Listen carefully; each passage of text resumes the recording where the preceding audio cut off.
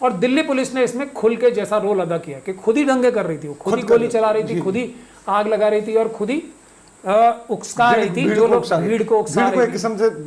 Guide करके आग लगवा रही थी, मर्डर्स करा रही थी, खुद भी गोली चला रही थी। तो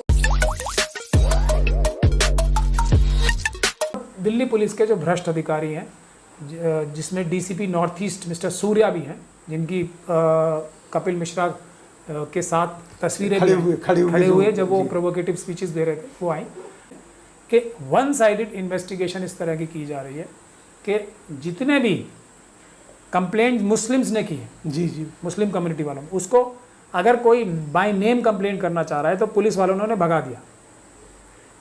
अगर मर्डर्स भी हुए हैं, अगर बम लगा के घरों को उड़ाया भी गया है, तो बाय नेम पुलिस ने मुस्लिम कम्युनिटी की तरफ से कंप्लेंट नहीं की, बल्कि ये कहा कि अगर तुम किसी का नाम लेके कंप्लेंट कराओगे तो हम तुम्हें उल्टा फंसा देंगे। क्योंकि सुप्रीम कोर्ट ने भी उस दौरान, अगर आपको याद होगा, फरवरी में शाहीन बाग का जो प्रोटेस्ट हो रहा था, उसमें पुलिस को एक्शन करने की इजाज़त नहीं दी थी। और वो प्रोटेस्ट जो है सुप्रीम कोर्ट में इन्होंने अपने ऑफिस बेयरर से ही पिटीशन भी लगा रखी थी कि हमें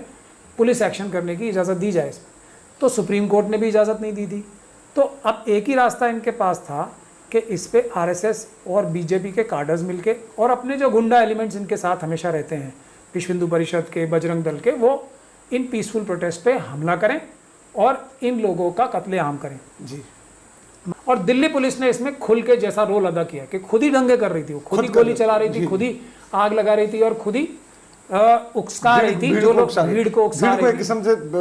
गाइड करके आग लगवा रही थी, मर्डर्स करा रही थी, खुद भी गोली चला रही थी। तो मगर अब किस तरीके से कोविड वायरस की लॉकडाउन के दौरान बाकी सब क्राइम पे से पुलिस ने काम करना बंद कर दिया था पूरी दिल्ली में, लेकिन मुस्लिम कम्युनिटी के लोगों को अरेस्ट करना जी शुरू किया, घरों में रेड करना, इस हद तक जाके कि हालांकि पुलिस वालों को खुद को भी कोविड वायरस हो गया और उन्होंने बहुत सारे मुस्लिम एरियाज़ में जाके जो रेड्स किए हैं, उस वजह से, क्योंकि पुलिस वाले तो सबसे ज़्यादा एक्सपोज्ड सिचुएशन में रहते हैं, तो बहुत से मुस्लिम एरियाज़ में जो देखा गया है कोविड वायरस अगर फैलेगा भी तो पुलिस की इन रेड्स की वजह से, क्योंकि पुलिस वाले स्पेशल सेल में देख लीजिए, जैसे आप क्राइम ब्रांच में देख लीजिए या दूसरे बहुत सारे थानों में देख लीजिए, बहुत सारे पुलिस के अफसरों को कोविड वायरस हो गया। उसके बावजूद भी ये रेड्स मुस्लिम इलाकों में जमुना पार के चलती रही और ज़बरदस्ती खींचतान करके लोगों को घरों में घुसा गया, लेडीज से बदतमीज़ी की गई। इस सब से कोविड वायरस भी फैलने के इम्कानात इन एरियाज़ में हैं, लेकिन बावजूद उसके पिक्चर निकल के क्या सामने आ रही है कि ये सब फैक्चुअल रिकॉर्ड्स पे चीज़ें हैं जो मैं बोल रहा हूँ जी। ऐसी बहुत सारी कंप्लेंट्स हैं जिसमें बीजेपी के अफसर, जो ऑफिस बेयरर्स हैं, आरएसएस के ऑफिस बेयरर्स हैं, पुलिस के ऑफिसर्स हैं, उनके नामजद कंप्लेंटें की गई हैं। उस पर पुलिस ने आज तक एफआईआर दर्ज नहीं की गई। उसमें ये तक बताया गया है कि किस तरीके से उन्होंने बमों से हमले किए, किस तरीके से उन्होंने ट्रकों में बम भर भर के लाए और किस तरीके से आग लगाई और किस तरीके से ऑर्गेनाइज तरीके से सारे जो हमले किए हैं वो कराए। इसके बावजूद भी पुलिस ने इन लोगों के खिलाफ कोई कार्रवाई नहीं की। सिर्फ एक केस में 16-17 आरएसएस के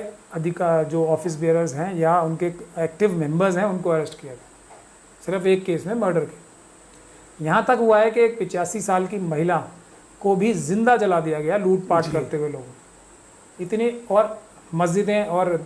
दरगाहें तो कितनी जलाई गई हैं वो सब लोगों ने देखा ही। तो ये तो एक साइड हो गई। दूसरी तरफ पुलिस जो है, जो आरएसएस के कार्यकर्ता ही है ज़्यादा जो नॉन मुस्लिम्स हैं, आरएसएस के कार्यकर्ताओं के खिलाफ कार्रवाई ही नहीं कर रही जी, बिल्कुल नहीं, बिल्कुल कार्रवाई नहीं कर रही है। नामजद कंप्लेंटों में एफआईआर दर्ज नहीं कर रही है। एफआईआर भी दर्ज कर ली है तो इन जो कंप्लेनेंट्स हैं उनको ही उल्टा डराया जा रहा है कि तुम अगर ज़्यादा इनको फॉलो करोगे केसेस को तो तुम्हें हम झूठे केसों में फंसा देंगे, या वो लोग जिन्होंने दंगे किए हैं वो आके कॉलोनीज़ में, मुस्लिम इलाकों में आके उनको अभी भी धमका रहे हैं कि तुम पुलिस में जाना बंद करो, नहीं तो हम तुम्हें दोबारा जो है हमला करके सबको मार देंगे।